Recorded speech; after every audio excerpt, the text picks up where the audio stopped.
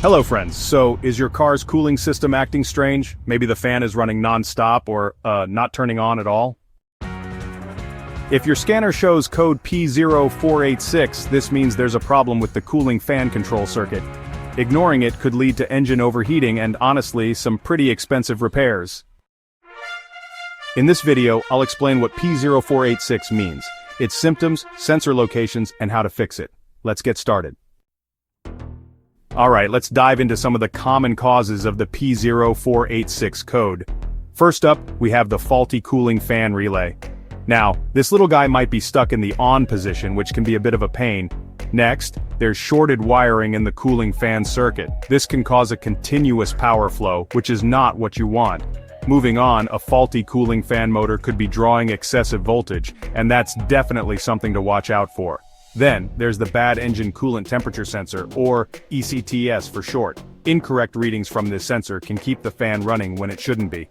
Lastly, an ECM or PCM malfunction might be sending the wrong signals, and that can really throw a wrench in the works. Now how do we fix this pesky P0486 code? Well, step 1 is to use an OBD-II scanner to confirm the code.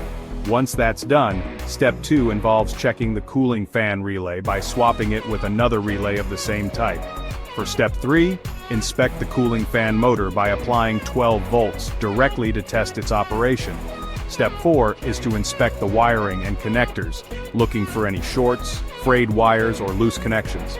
Moving on to step 5, you'll want to test the engine coolant temperature sensor and replace it if necessary. Step 6 involves checking the ECM or PCM for malfunctions. If all else fails, you might need to reprogram or replace the ECM. Finally, step 7 is to clear the code and take the car for a test drive to see if the problem is solved. So in conclusion, the P0486 code is usually caused by a faulty relay, a wiring short, or a cooling fan motor issue. Fixing it will prevent overheating, improve engine performance, and save your battery, which is pretty important, right? Now if you're looking for more car troubleshooting guides, be sure to check out these videos next: P0240, Turbocharger Boost Sensor Circuit Malfunction, and P0241, Turbocharger Boost Sensor Circuit Range and Performance. And hey, don't forget to like, share, and subscribe to IG Garage for more car repair tips. See you next time on the road.